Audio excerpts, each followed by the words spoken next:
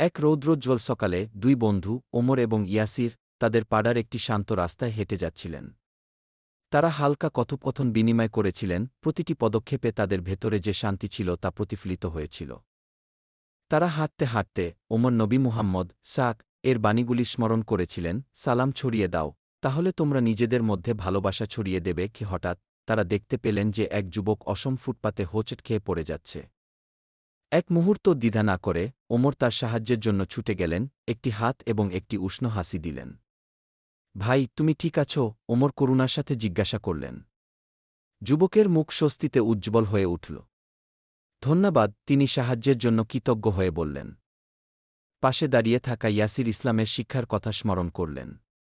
আমাদের বিশ্বাস আমাদের দুর্দশাগ্রস্তদের সাহায্য করতে শেখায়, কারণ আল্লাহ পরম করুণাময় এবং তিনি তাদের ভালোবাসেন যারা অন্যদের প্রতি দয়া করে। তিনি ওমরকে বললেন, যিনি সম্মতিতে মাথা নাড়লেন। আরও এগিয়ে যাওয়ার পথে তারা একটি তুচ্ছ বিষয়ে দুই প্রতিবেশীর মধ্যে উত্তপ্ত তর্কের মুখোমুখি হলেন। ওমর যখন হস্তক্ষেপ করতে যাচ্ছিলেন তখন ইয়াসির তাকে আস্তে আস্তে ধরে ফেললেন। স্মরণ করো, ইসলাম আমাদের কি শিক্ষা দেয়? ইয়াসির ফিসফিসিয়ে বললেন, ধৈর্য এবং ক্ষমা হল গুণাবলী। যারা তাদের রাগ সংবরণ করতে পারে এবং অন্যদের ক্ষমা করতে পারে, আল্লাহ তাদের ভালোবাসেন। কি ইয়াসির শান্তভাবে ঘটনাস্থলে পৌঁছানোর সময় ওমর তাকিয়ে রইলেন। তার শান্ত উপস্থিতি উত্তেজনা কমিয়ে দিল। পরে তারা মসজিদে নিজেদের আবিষ্কার করল, যেখানে একদল শিশু মনোযোগ সহকারে বসে নামাজের সৌন্দর্য শিখছিল।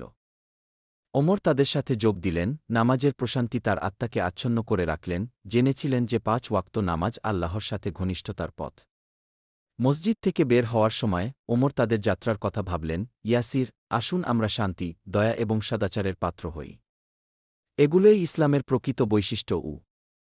এই কথাগুলো তাদের হৃদয়ে প্রতিধ্বনিত হয়ে তারা তাদের পথ চলতে থাকে, তাদের প্রতিটি পদক্ষেপে তাদের বিশ্বাসের নীতিগুলিকে বাস্তব